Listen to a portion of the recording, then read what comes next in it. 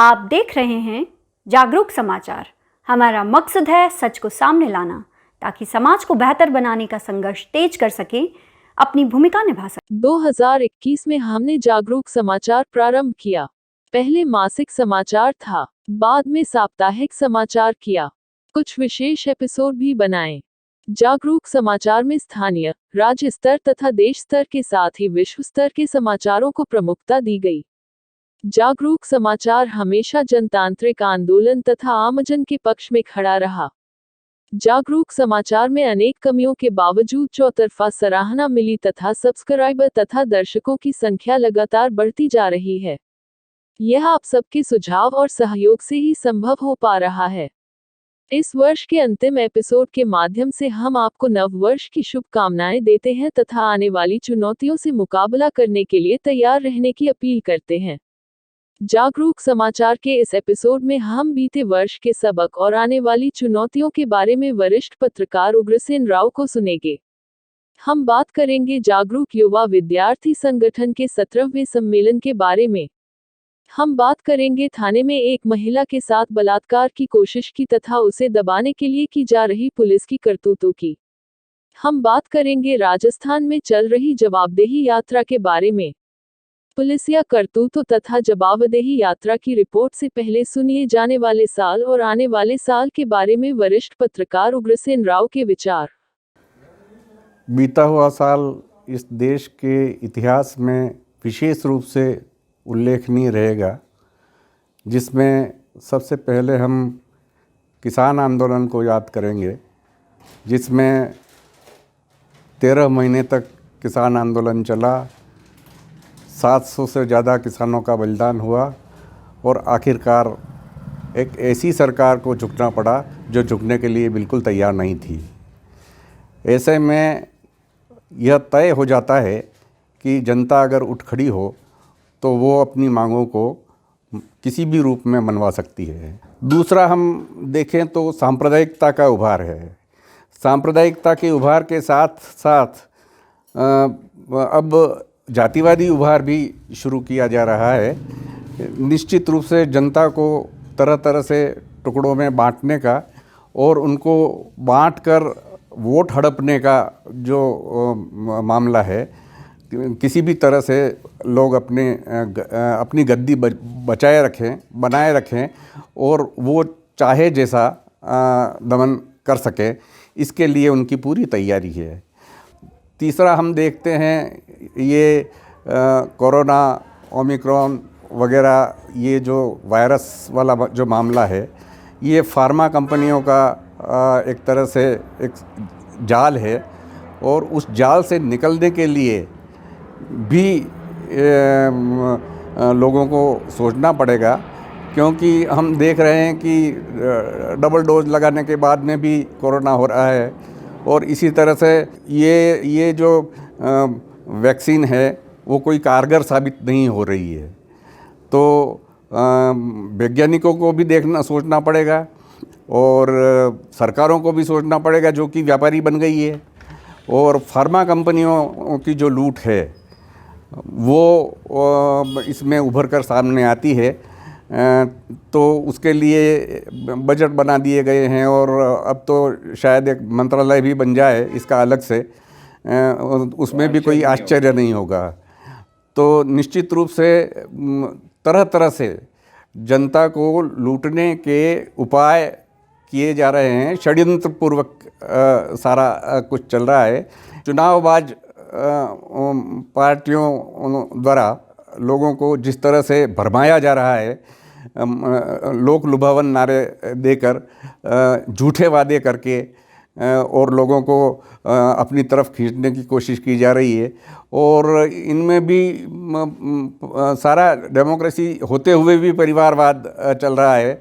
जगह जगह आप देखें नेताओं के रिश्तेदार, नेताओं के बच्चे और वही लोग सामने आ रहे हैं सत्ता पर काबिज होने के लिए, और ये इनके प्रकारेण उनको जीता कर और सत्ता में ले जाने और उसके बाद में मन मर्जी करने की बातें चल रही है। तो इस तरह से हम इस साल को याद करते हैं। भ्रष्टाचार बगंदर हो गया है और इसका कोई उपाय कहीं किसी को नहीं सूझ रहा है। और जब तक भ्रष्टाचार को नहीं मिटाया जाता तब तक इस शासन का कोई मायने नहीं है। जब भ्रष्टाचार मिटेगा तब जाकर ही जनता को राहत मिल सकती है। अभी जो शिविर चल रहे हैं प्रशासन शहरों के संग, प्रशासन गाँव के संग, उसमें भी यह हो रहा है कि वो सारे शिविर फेल हो रहे हैं। और फेल इसलिए हो रहे हैं कि वो जो बिचौलिए हैं वो बिचौलिए इससे बाहर हो गए, तो कोई भी अधिकारी जो भी वहाँ पर आते हैं या तो आते नहीं, और आते हैं तो एक आध विभाग के लोग आते हैं और वो काम अधूरा रह जाता है और फिर उनको वहीं बुलाया जाता है ताकि वो उन बिचौलियों के पीछे घूमता फिरे और वो उसकी जो रिश्वत है वो दे, तभी जाकर उसका काम हो। इस तरह से कम ये जो सारा नाटक नौटंकी है ये इस तरह से चल रही है। तो कुल मिला के जनता को ज़्यादा से ज़्यादा अपने चंगुल में रखने के लिए पुलिस राज को बढ़ावा दिया जा रहा है। सारी व्यवस्थाएं पुलिस के थानों से चल रही है और थानों से ही राज चल रहा है। और यह सबसे बड़ी आश्चर्यजनक बात है कि एनएसए जो डोभाल है उसने साफ कह दिया है कि अब हमको जनता से लड़ने के लिए तैयार हो जाना है। तो इतनी बड़ी बात देश का एनएसए कहता है तो यह मान लेना चाहिए कि जनता के पर किस प्रकार का दमन शुरू होने वाला है। तो इस तरफ सब लोगों को ध्यान देने की ज़रूरत है और जैसे तैसे करके खुद को संगठित करने की बात बनती है। आने वाली सबसे बड़ी चुनौती महंगाई की रहेगी। महंगाई भारी दबाव डालेगी। हर एक घर का बजट लगभग बिगड़ चुका है और मध्यम वर्ग जो है वो निम्न वर्ग की तरफ बढ़ रहा है। लगातार गरीबी बढ़ती जा रही है और यूँ कह दें कि बेरोजगारी और महंगाई ये दोनों मुद्दे ऐसे हैं जिन मुद्दों पर जनता को एकजुट होकर और आंदोलन शुरू करना पड़ेगा, अन्यथा इस व्यवस्था का कोई विकल्प नहीं है। 17वें सम्मेलन में संगठन का नाम जागरूक युवा विद्यार्थी संगठन कर बेहतर शिक्षा और रोजगार के लिए व्यापक अभियान चलाकर संघर्ष तेज करने का संकल्प लिया गया। सम्मेलन के बाद जुलूस निकाला गया तथा पूर्व अध्यक्ष कॉमरेड प्रभु खराड़ी के स्मारक पर जाकर श्रद्धांजलि अर्पित। जिंदाबाद जिंदाबाद इंकलाब जिंदाबाद जिंदाबाद जिंदाबाद। अभी तैयार लड़ाई है, आगे और लड़ाई है, आगे और लड़ाई है। जिंदाबाद जिंदाबाद।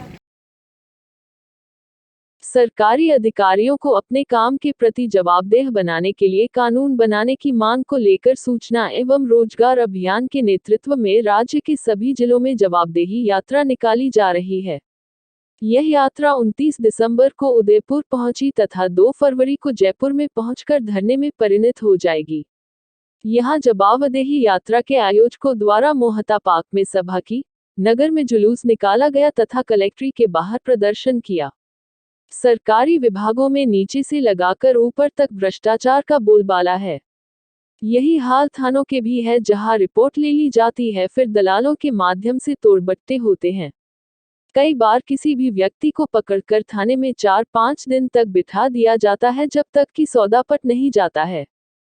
थानों में मारपीट तथा पुलिसिया धौंसपटी तो आम बात हो गई है। अब मामला इससे भी आगे बढ़ गया है, जिसमें बिना वजह महिलाओं तक को पकड़ लिया जाता है तथा पुलिस द्वारा उनकी असमत मांगी जाती है। ऐसा ही एक मामला पानरवा थाने में उजागर हुआ, जो अखबारों और सोशल मीडिया पर खूब प्रचारित हुआ है, जिससे पूरे पुलिस विभाग की किरकिरी हो रही है। सुनिए पीड़िता का दर्द। तो 23 तारीख कौन लेवा आवा था? ये गाड़ी पुलिस आया था लेवा। हाँ, काली गाड़ी हाँ, स्कॉर्पियो गाड़ी हाँ हाँ तो पेशेंट ते लेवा आया था, पसी मुलती जाती थी थार कोई केस હતો? ना कसु नथु थार कोई केस नहीं? ना। हाँ तो હું કહેતા આવી તે આવીને કહેતા હતા ચલો ગાડીમાં બેઠી જાઓ એમ. હા પછી મેં કીધું મારે ગાડીમાં નથી આવવું એમ. હા હા તો પછી હેડ કરીને ગાડીમાં બિહારી હાથ પકડીને હમ હમ હાથ પકડીને પછી બિહારી દીધી. પછી હમ જબરજસ્તી હા જબરજસ્તી હમ જબરજસ્તી કરીને બિહારી દીધી અને ગાડીમાં. પછી- હું નથી ના પાડી તોય હા તો પછી ક્યાં લઈને આવા ગાતા ને? તો આમ લઈને ગયા હતા વિસનગર હાર. હા પછી રાતે રાતે પછી એમના જોડે લઈને ગયા હતા ક્યાં એમના રૂમમાં. ડૈયા હા દઈએ આપણે.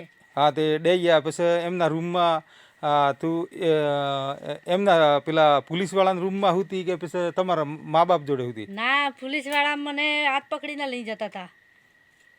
તને હા એમના રૂમમાં. એમના રૂમમાં? હા હા તે એ પછી પોલીસ વાળા ગયા હતા તમારા રૂમમાં આવી જાઓ હેડ કરતા હતા. હા તો હેડ કરીને પછી એમના રૂમમાં લઈને ગયા હતા. એમના ને રૂમમાં મમ્મી પપ્પાને બીલા કમરામાં ઊંઘાડ્યા હતા. બીજા કમરામાં મમ્મી હા, પપ્પાનું બીજા ઘર? કમરામાં. હા અને પછી એને શું કહેતો ઇજ્જત લેવા દે એમ કહેતો? હા હે હા હો એમ હા કીધું. એ કોણ કહેતો? એ કાળી ગાડી વાળો? હા કાળી ગાડી વાળો જ કહેતા હતા. હા इस सब के बावजूद पुलिस मामले को दबाने में लगी है। आरोपी प्रेस कॉन्फ्रेंस कर सच्चे बनने की कोशिश कर रहे हैं। इसमें बावलवाड़ा थानेदार पीड़िता के गांव पहुंचकर पहले धमकाते हैं, बाद में 5 लाख देने की पेशकश करते हैं। ये वही थानेदार साहब है जिन्होंने बावलवाड़ा के अनिल की बेवजह पिटाई की तथा इनके ही थाने में एक अन्य व्यक्ति की जानलेवा पिटाई कर गुपचुप तरीके से अस्पताल में भर्ती करा दिया गया। सुनने में आया है कि पीड़ित अपनी तरफ से थाने में मारपीट करने वालों के विरुद्ध आपराधिक मुकदमा दर्ज करवाने वाला है। जागरूक समाचार बलात्कार की कोशिश करने वाले पुलिसिए, दलालों तथा मामले को दबाने का प्रयास करने वाले पुलिस अधिकारियों व नेताओं के खिलाफ भी कठोर कार्रवाई की मांग करता है। आप देख रहे हैं जागरूक समाचार। अगले सप्ताह फिर मिलेंगे नए जानकारियों के साथ और नए समाचारों के साथ। और आपसे निवेदन है कि चैनल को लाइक करें, चैनल को सब्सक्राइब करें, घंटी का बटन अवश्य दबाएं, शेयर अवश्य करें। धन्यवाद।